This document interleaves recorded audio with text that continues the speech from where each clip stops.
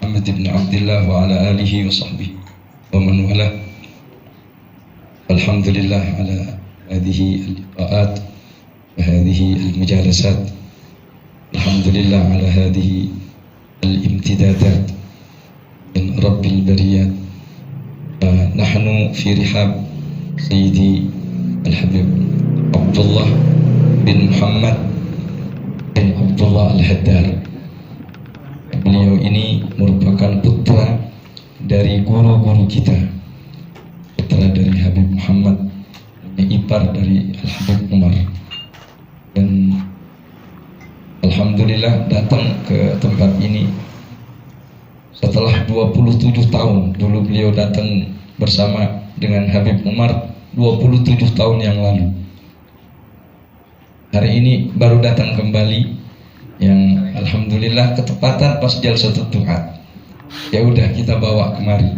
Ini rezekinya Haji Irwan. Alhamdulillah. Semalam ngisi di majelis Rasulullah. Yang hari ini kebetulan kita ada acara, ya kita bawa ke sini karena memang beliau datang untuk khidmah majelis al-muwasalah. Alhamdulillah atas karunia dari Allah Subhanahu wa taala. Maka kita akan mendengarkan beberapa petuah dan mau'izah dari beliau yang mudah-mudahan kita bisa mendengarkan dengan seksama dan bermanfaat untuk kita semua dan untuk umat Islam. Tami wa iyyakum ala kalimat al-qayyimah wal muhadarat al-mufidah min Sayyidil Habib Abdullah bin Muhammad bin Abdullah Al-Haddar alaihi mashkura wa mahjura. Assalamualaikum warahmatullahi wabarakatuh. As'adallahu sabahakum. Saya mengucapkan salam kepada kita semua dan mengucapkan semoga Allah Subhanahu wa taala memberikan kita kebahagiaan di pagi menjelang siang hari ini. Bidayatan naqulu ilaikum salam wa tahiyyat Sayyidi Al-Habib Umar bin Muhammad bin Salim bin Hafidh hafizahullah. Pertama-tama beliau sampaikan kepada antum semua titipan salam dari Habib Umar bin Muhammad bin Salim bin Hafidh. أحدثكم عبد الله محمد الهدار من اليمن البيضاء. أتينا لزيارتكم وللسلام عليكم وللتعرف عليكم وللاستمداد منكم التزود من خيراتكم وبركاتكم وجزاكم الله عنا خير الجزاء. Beliau mengenalkan nama beliau sebagaimana tadi dikenalkan oleh Habib Hamid. Beliau adalah Habib Abdullah, putra dari para guru-guru kita yaitu Al-Imam Al-Habib Muhammad bin Abdullah Al-Haddar. Dan kedatangan beliau ke sini sejatinya adalah ingin mengambil istifadah dari kita dan juga mengambil keberkahan yang ada di majelis ini dan menziarahi kita semua serta ingin memperbanyak bekal kebaikan. حقيقة يا أحبابي الكرام وأنتم على علم أن مثل هذا الأمر المبارك الذي تهتمون به ويشغل بهذا الوقت من حياتكم لهو من أعظم وأهم الأمور في الدنيا. Dan sebagaimana kalian ketahui bahwa sesungguhnya kesibukan yang antum lakukan saat ini di kehidupan yang fana ini adalah satu hal yang amat sangat agung yang dilakukan bagi seorang hamba Allah Subhanahu wa taala. وهي المهمة هذه التي بعث الله من أجلها الأنبياء عليهم الصلاة والسلام، مهمة الدعوة إلى الله، دعوة خلق الله إلى الله سبحانه وتعالى. Dan ini apa yang kalian lakukan, aktivitas kalian saat ini sejatinya adalah tugas para nabi dan para rasul, di mana mereka mengajak seluruh makhluk untuk kepada Allah Subhanahu wa taala. Qul hadhihi sabili ad'u ila Allah ala basiratin ana wa man ittaba'ani. Beliau menyetir sebuah ayat, katakanlah wahai kekasihku Muhammad bin Abdullah bahwa ini adalah jalanku di mana aku mengajak kepada Allah Subhanahu wa taala atas dasar mata hati dan juga orang-orang yang mengikutiku. ومن أحسن قولا ممن دعا إلى الله يقول الله ومن أحسن قولا أي ما في هناك شخص أحسن من يدعي إلى الله سبحانه وتعالى ومن أحسن قولا ممن دعا إلى الله وعمل صالحا وقال إنني من المسلمين. Kemudian Allah Subhanahu wa taala juga berfirman, adakah di sana golongan manusia yang lebih baik daripada mereka yang mengajak dan menyeru kepada Allah Subhanahu wa taala dan beramal soleh dan mengikrarkan dirinya bahwasanya saya adalah sebagai atau bagian dari golongan orang-orang Islam. فنحمد الله سبحانه وتعالى على هذه النعمة التي من بها علينا وهي أن يرزقنا الاهتمام بهذا الأمر العظيم فهو من علامة الخير إن شاء الله. Dan kita bersyukur kepada Allah Subhanahu wa taala atas nikmat yang sangat agung dan sangat luhur ini, yaitu nikmat diberikannya kita kesempatan untuk menjalankan tugas para nabi ini, dan ini adalah nikmat yang sangat agung yang kita mudah-mudahan Allah Subhanahu wa taala senantiasa anugerahkan kepada kita kebaikan tersebut. أتى رجل في عهد النبي صلى الله عليه وسلم من الصحابة أتى إلى رسول الله صلى الله وسلم عليه وعلى آله من مكان بعيد أتى فقال يا رسول الله إني وأنتم على علم بهذا الكلام ولكن شيء قال يا رسول الله إني أسهرت ليلي وأظمأت نهاري وأتعبت راحلتي لكي أدركك يا رسول الله وأسألك. قال عن ماذا تسأل؟ قال عن علامة الله في من يريد وعلامة الله في من لا يريد. أجيت أسأل عن هذا السؤال. Dikisahkan di zaman Nabi Shallallahu Alaihi Wasallam, yang mungkin kisah ini antum-antum semua sudah mengetahuinya, tapi nggak masalah untuk kita ulang kembali, bahwa salah seorang datang kepada Nabi Shallallahu Alaihi Wasallam setelah menempuh perjalanan dan jarak yang cukup jauh.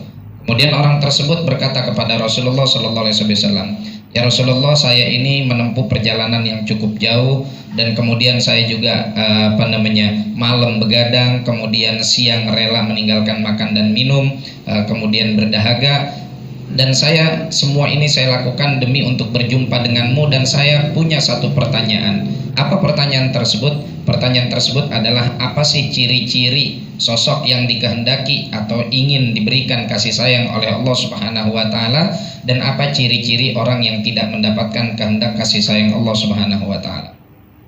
وكان هذا الشخص يدعى زيد الخيل لأنه كان إذا مشى وانطلق في المشي لا تسبقها الخيل، أعطاها الله قوة في السرعة والمشي. زيد الخيل يطلق عليه لأنه كان يساوي المشي. قال عليه الصلاة والسلام بل أنت زيد الخير، سماه زيد الخير. Kemudian orang ini dijuluki sebagai Zaid si kuda, karena nih orang kalau jalan cepet ya. Sampai-sampai orang-orang itu kalau jalan bareng sama dia mesti nggak ada yang bisa nyusul dan nggak ada yang bisa ngebalap dia. Maka disebut Zaid si kuda, yang bahasa Arabnya Zaidul Khail. Tapi kemudian Rasulullah Shallallahu Alaihi Wasallam memberikan julukan baru kepada sosok tersebut. Huruf lamnya diganti dengan huruf ra, dari yang tadinya Zaidul Khair menjadi Zaidul Khair, Zaid yang dipenuhi dengan kebaikan. حينما سأل النبي عليه الصلاة والسلام سأله عن علامة الله في من يريد وعلامة الله في من لا يريد لكي يكون منهم ويجتنب الصنف الآخر. النبي الكريم عليه الصلاة والسلام لم يجبه مباشرة على سؤاله، وإنما سأله سؤال آخر، قال له كيف أصبحت؟ سأله كيف أصبحت؟ قال هذا السؤال كل الناس نسمعه كل صباح، كيف أصبحت؟ كل الناس في كل العالم كيف أصبحت، لكن الجواب يختلف باختلاف عقل كل إنسان. Nah, pertanyaan dari sahabat ini tentunya didasari atas keinginan sahabat Zaid tersebut, agar ketika beliau dikasih tahu ciri-ciri Allah Subhanahu wa taala menghendaki kebaikan terhadap seseorang, beliau ada di dalam kelompok tersebut dan menjauhi kelompok yang lain. Akan tetapi pertanyaan dari Zaid ini justru tidak dijawab secara langsung oleh Rasulullah Sallallahu Alaihi Wasallam dengan jawabannya, melainkan Rasulullah memberikan pertanyaan kepada si penanya tersebut. Alih-alih menjawab, Rasulullah malah justru bertanya. Pertanyaannya sederhana, bagaimana kabarmu dan kondisimu pagi ini? Ini adalah pertanyaan yang sebetulnya setiap hari kita dapati, kita temukan. Akan tetapi jawaban dari pertanyaan tersebut bisa saja berbeda-beda tergantung kualitas pemikiran dan keimanan seseorang yang ditanya tersebut.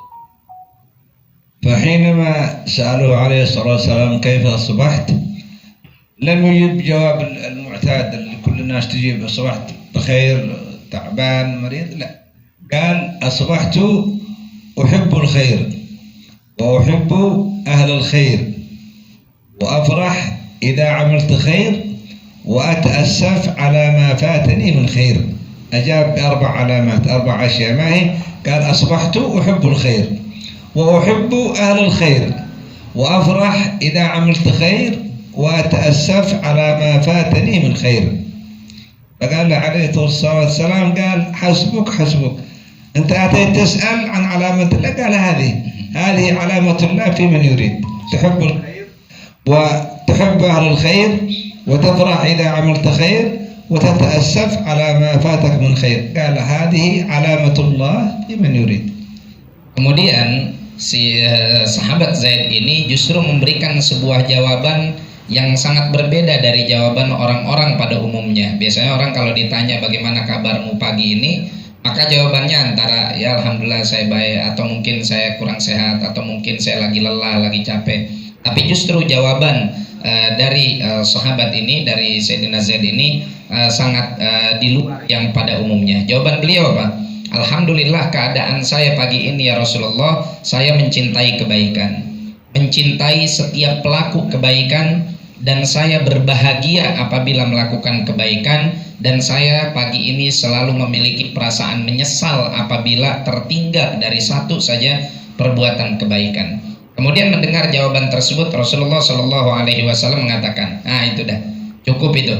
Apa yang kamu jawab itu adalah jawaban dari pertanyaan kamu tadi.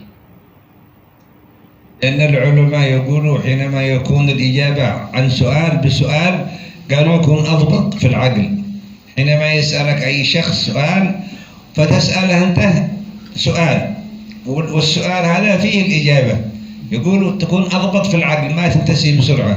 لكن لو سألتني سؤال فأجبتك على طول كذا تمام، لكن أنت سألتني وأنا سألتك وهذا السؤال فيه الإجابة فيكون أضبط في العقل.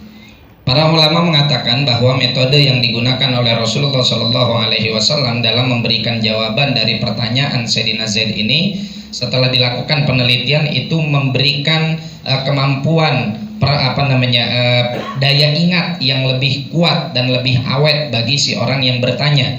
Jadi apabila ada orang bertanya, kemudian kita berikan dia pertanyaan balik yang di dalam pertanyaan tersebut terkandung sebuah jawaban, maka metode seperti ini lebih mudah diingat untuk orang yang bertanya dan lebih awet di dalam pikirannya ketimbang apabila ada orang bertanya kemudian kita jawab secara langsung. Walaupun itu baik, akan tetapi tingkat kekuatan daya ingat bagi orang yang bertanya apabila menggunakan metode Rasulullah SAW ini lebih paten.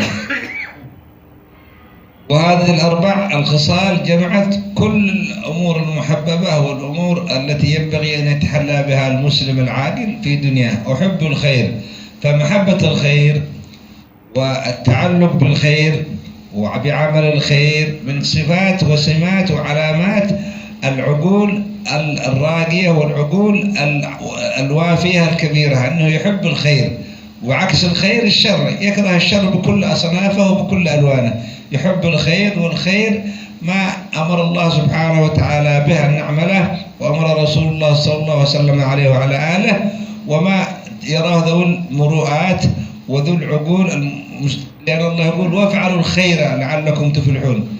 باب كبير مفتوح لكل المسلمين، وافعلوا الخير، ولم يحدد الخير في نوع معين هذا خير، لا، افعلوا الخير، جعل الخير على الأعمال كلها، فما رآه الله خير ورسوله وأولي العقول والمروءات التي يؤخذ بها ويعتد بها من أهل الرأي الحسن، هذا هو فعل الخير، كلنا نفعله. قال افعلوا الخير، فتعمل الخير وتفرح به وتحب أهله ما شاء الله فقد فزت وسعدت إن شاء الله.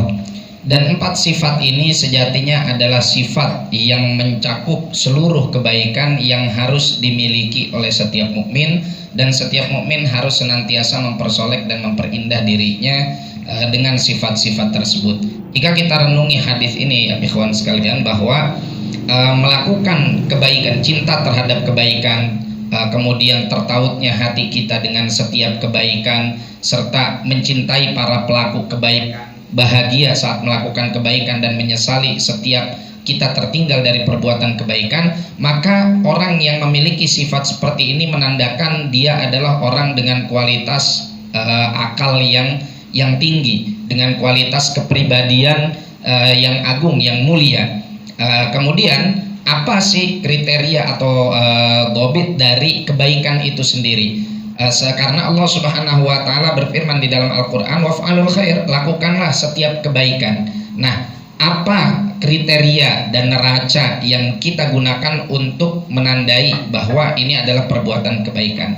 Tentunya kebaikan itu sangat luas, yang semua tercakup dalam apa yang diperintahkan oleh Allah, apa yang diperintahkan oleh Rasulullah, dan apa yang menurut pola pikir orang-orang yang memiliki cara berpikir yang baik dan selamat itu baik, maka itu adalah kebaikan dan tidak keluar dari hal-hal yang bisa mempengaruhi dan menciderai kewibawaan kita. Ini adalah perbuatan kebaikan dan bidangnya sangat luas. Silakan kita lakukan kebaikan apapun selama tidak keluar dari koridor tersebut. Adapun kebalikannya adalah asyar, keburukan, dan keburukan ini tentunya tinggal kita balikan saja dari kriteria yang sudah kita lihat. Apa yang tidak diperintahkan oleh Allah Subhanahu wa taala dan Rasulnya, atau dilarang oleh Allah dan Rasulnya, serta tidak dianggap baik oleh orang-orang yang memiliki daya fikir atau memiliki akal yang selamat dan bagus, maka hal ini adalah keburukan yang mesti kita jauhi. وأحب أهل الخير فمحبة أهل الخير عين السعادة. من بلغك عنه أنه من الخير من السابقين أو الموجودين فأحببته وتعلقت به لأنه من أهل الخير. أنت المستفيد والرابح لأن المرء مع من أحب. في الحديث أنت مع من أحببت. فحينما نحب أهل الخير المنسوبين للخير المنسوبين للصلاح تحصل لنا الفائدة الكاملة بأن نكون إن شاء الله معهم في الدنيا والآخرة. يقول الإمام الشافعي رحمه الله أحب الصالحين ولست منهم، وهو من خواصهم ما شاء الله. الشافعي الإمام الشافعي المعروف قال أحب الصالحين ولست منهم لعلي أن أنال بهم شفاعة وأكرههم بضاعة المعاصي وإن كنا سواء في البضاعة. قال أكره المعاصي وأهلها وإن كنت أنا غير معصوم لكني أكره المعصية وأكره من يعملها. لكن أجاب عليه أحمد بن حنبل أو غيره قال تحب الصالحين وأنت منهم، محب القوم يلحق بالجماعة وتكره من بضاعة المعاصي حماك الله من تلك البضاعة. فمحبة أهل الخير هي عين السعادة في الدنيا.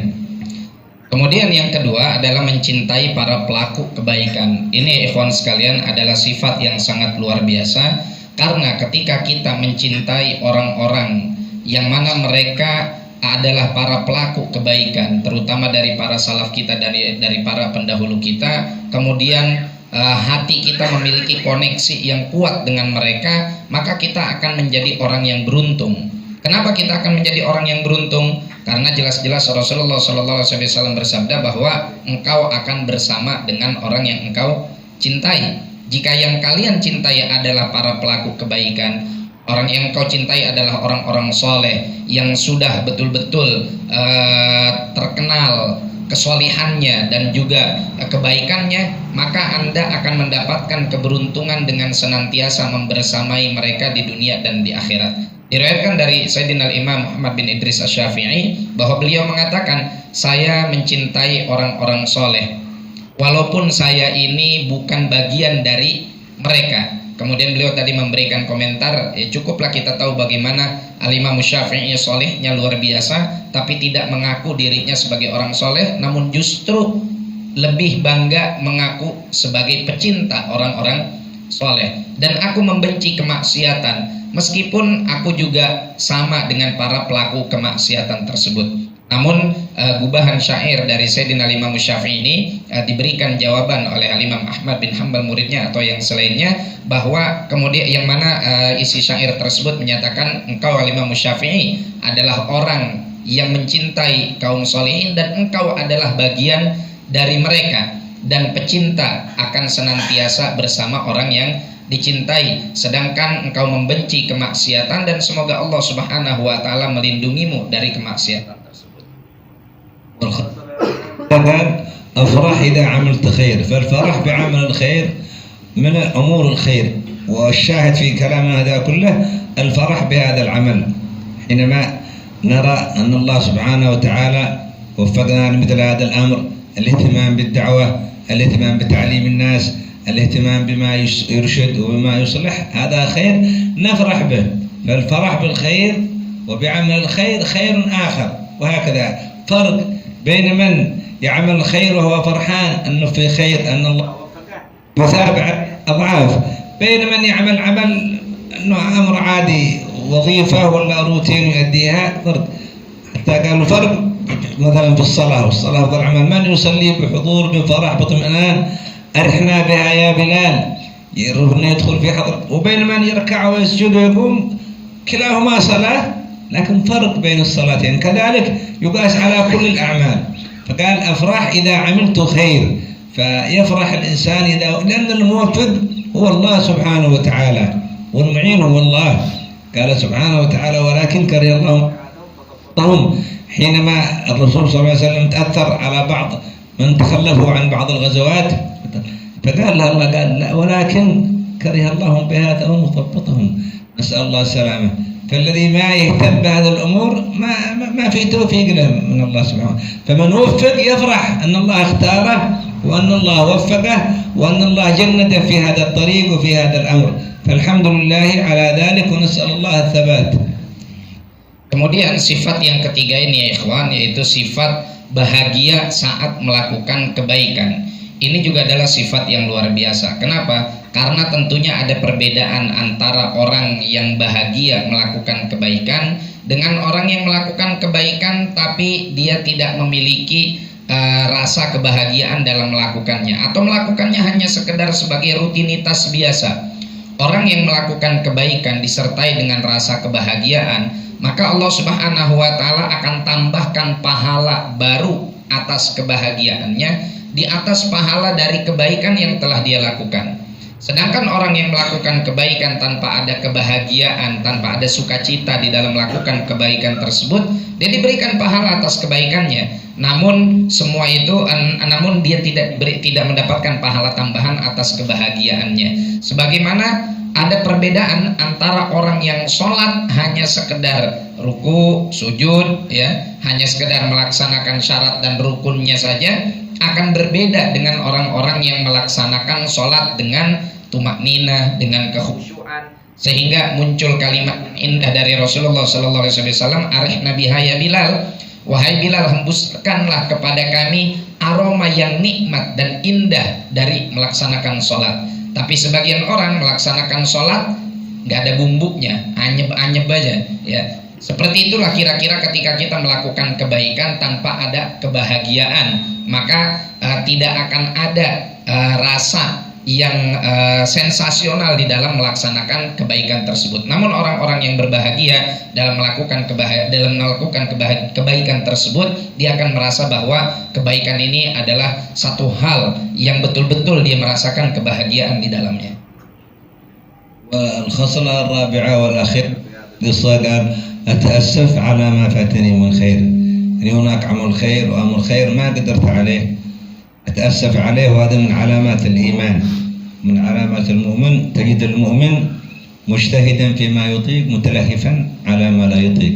مثلا أريد أن أعتمر، مثال، ما قدرت، ما عندي التذكرة أو بازبرت هذا في أي أمر حائل، أتأسف. أريد أروح مكة، الحج كذلك، عمارة مسجد، يعمر مسجد، ما أقدر أساهم، أتأسف على ما فاتني، ما قدرت، يا الله يثيبها الله سبحانه وتعالى عليه. وهذه علامة الإيمان، أن نتأسف على ما فاته من خير، أو فات عليه جلسة علمية، فات عليه خروج لأي عذر، إنا لله وإنا إليه راجعون، وهكذا. فتجد المؤمن في الحديث، تجد المؤمن علامة الإيمان مجتهد فيما يطيق، متلهف على ما يطيق، ومتحسر على ما لا يطيق. فالحسرة على فوات الخير من علامات الخير، ويثيبها الله إن شاء الله ثواب كامل بصدق النية. إذا نوى نية الخير يثيبها الله وإن لم يعمل، لأنه في الحديث كما تعلمون نية المؤمن خير من عمله، النية الصادقة النية خير من العمل ذاته، فهذه علامات تربع نسأل الله يحققنا بها محبة الخير ومحبة أهل الخير والفرح بعمل الخير والتأسف على ما فات من خير. نسأل الله أن يوفقنا وإياكم لكل خير. والعفو منكم يا أحبابي، أنا لم أتي للكلام وإرشادتنا للمشاركة والاستمداد، ولكن المشاركة في الخير وامتثال الأمر. تكلمنا بهذا الكلام ندعو أنفسنا وإياكم إليه إن شاء الله. نسأل الله أن يجعلنا وإياكم من الذين يستمعون القول فيتبعون أحسنه، وأن ينفعنا وينفع بنا ويهدينا ويهدي بنا ويصلحنا ويصلح بنا، يجعلنا من ينفع عبيده العبيد، ينفعنا بخلقه عامة وبخاصتهم خاصة. ربنا انفعنا بما علمتنا، رب علمنا الذي ينفعنا. اللهم إنا نسألك فهم النبيين وحفظ المرسلين وإلهام ملائكة المقربين. اللهم أغننا بالعلم وزينا بالحلم وأكرمنا بالتقوى وجملنا بالعافية برحمتك يا أرحم الراحمين. ربنا لا تزغ قلوبنا بعد إذ هديتنا وهب لنا من لدنك رحمة إنك أنت الوهاب. ربنا هب لنا من أزواجنا وذرياتنا قرة أعين واجعلنا للمتقين إماما. ربنا آتنا في الدنيا حسنة وفي الآخرة حسنة وقنا عذاب النار. ربنا لا تؤاخذنا إن نسينا أو أخطأنا. ربنا ولا تحمل علينا إصرا كما حملته على الذين من قبلنا. ربنا ولا تحملنا ما لا طاقة لنا به. ربنا ولا تحملنا ما لا طاقة لنا به. ربنا ولا تحملنا ما لا طاقة لنا به. ربنا ولا تحملنا طاقة لنا به. ربنا ولا تحملنا ما لا طاقة لنا به واعف عنا واغفر لنا وارحمنا أنت مولانا فانصرنا على القوم الكافرين. آمين آمين آمين. وصلى الله على سيدنا محمد وعلى آله ومن والاه وسلم تسليما كثيرا كبيرا في كل لحظة أبدا عدد نعم الله وإفضاله. والعفو منكم. Kemudian di penghujung ini beliau sampaikan tentang penjelasan dari sifat yang keempat, yaitu merasa menyesal apabila tertinggal dari perbuatan kebaikan.